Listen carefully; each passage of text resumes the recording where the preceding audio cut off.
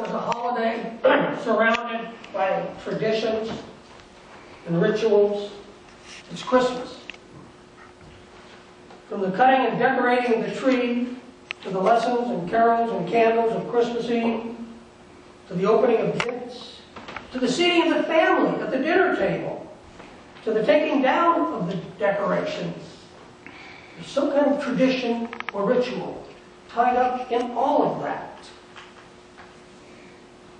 In the home where I grew up, we couldn't even discuss Christmas until the Thanksgiving dishes were washed and put away.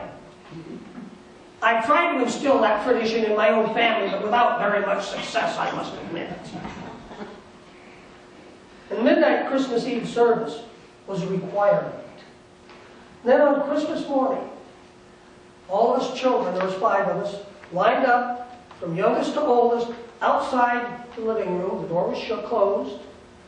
And we had to wait there, and wait there, and wait there, until my mother finally finished her first cup of coffee. Then we could race in and rip open the packages and see what was going on. There was also a particular order in which the Christmas dinner passed among the family of cousins. And at each house, the main course was always turkey and stuffing, but each house had different additions, special things that were for that family. In our house, it was always plum pudding with hard sauce. What are the rituals in your house? Did you open your Christmas presents on Christmas Eve, or did you have to wait till Christmas morning? Is your tree already down? No. Or do you have to wait? Are you going to wait for the Epiphany on the 5th of January to take it down?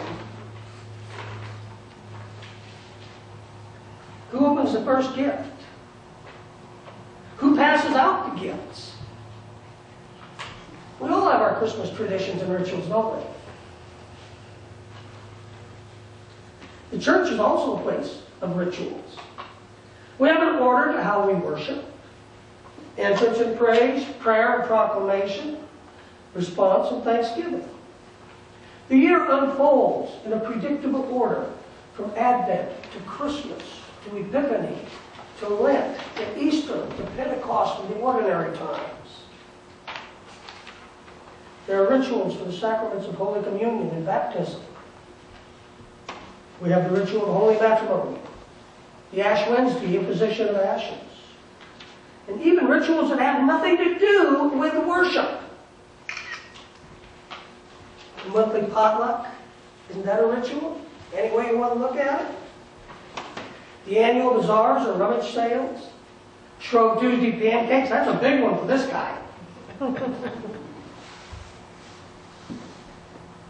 Church cleaning days. And Lord have mercy on the poor new pastor who doesn't know how we do Mother's Day. Because nobody told me. Rituals are important to us. They give us a sense of continuity and security.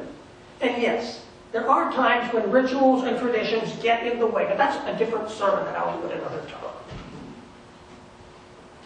Without rituals, the important events in our lives go unmarked, unnoticed, or unremembered.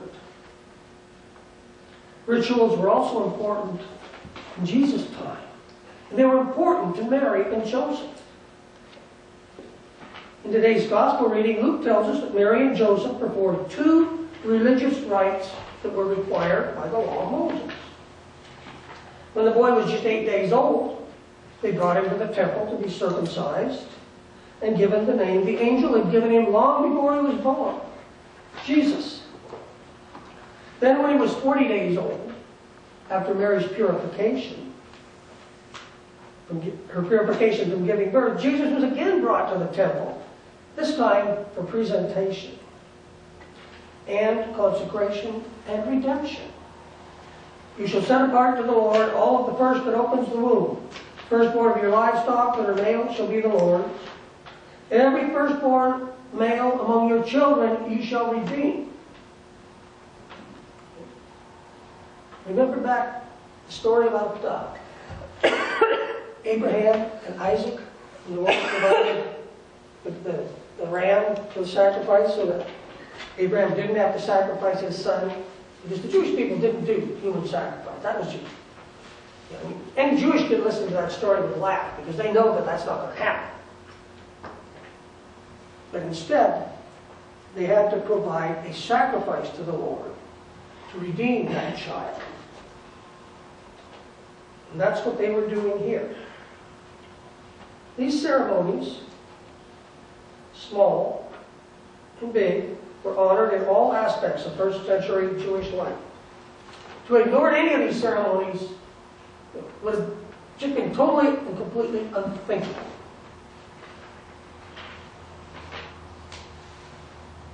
Picture the scene. Here's Mary and Joseph. A little over a month after the baby was born. And they've got to come back. This time not just to Bethlehem, all the way to Jerusalem, to the temple.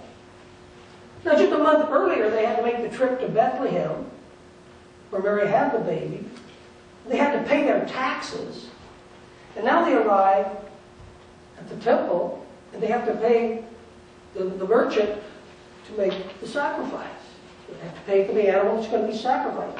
And the law says it's supposed to be a lamb without blemish. But if the family can't afford it, then 2 doves or 2 pigeons will do. Well, Mary and Joseph are exhausted. They're physically exhausted. They're emotionally probably exhausted. Not to mention that they've been, they were poor folks to begin with, and they've been financially drained by all this traveling. So the 2 pigeons were going to have to do, or 2 doves. And they were sold for, in today's market, would be about a penny. So that's, this is big. So they buy the doves, and they give them to the priest, and they head into the temple, and Joseph has the doves in a little cage to give to the priest for the sacrifice, and Mary is carrying the baby. And here comes this old geezer. This guy's so old he makes Methuselah look young. And he's probably not the cleanest guy in the world. People didn't bathe a lot back then, And he comes running up to grab that baby. And I can see Mary falling back like this, and Joseph stepping in front of her. They don't know what's going to go on. Finally, he explains to them that for years he's been watching parents bring their children in to be redeemed. And that God had promised him that this baby, the one Mary was carrying, he would live until he saw this baby, the Lord's Messiah. And he takes the baby in his arms. He blesses the baby. And he says those words we just read. Lord, now let your servant depart in peace according to your word. Mine eyes have seen your salvation, which you prepared before the face of all people, a light to lighten the Gentiles and the glory of your people Israel. He gives the baby back. They go on in, and they go through the ritual, and they go home. Back to Galilee, they're in Nazareth. And Luke continues telling us the child grew and became strong, filled with wisdom, and the favor of God was upon him. Like babies before and since, Jesus grew up. And that's a good thing. I almost got into trouble because I preached a sermon called Get Christ Out of Christmas. Because if we keep Christ in Christmas as the little baby, that's all he ever is a little baby. And he never grows up. And he never teaches. And he never travels. And he's never crucified. And he never saves us. But he does grow up. He is the light that lightens the Gentiles and the glory of Israel. But think about this for just a moment, if you will.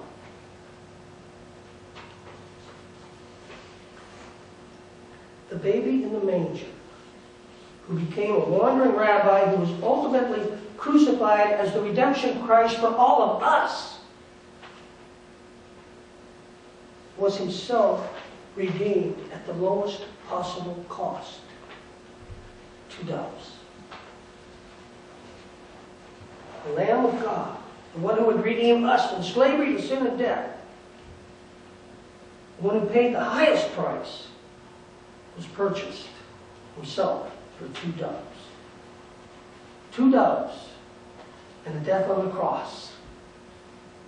That's what stands between us and sin. 2 doves and the death on the cross have lifted us from the ways of the world to the ways of the kingdom.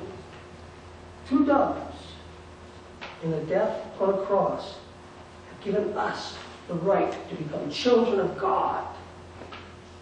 2 doves and the death on the cross have made us totally free.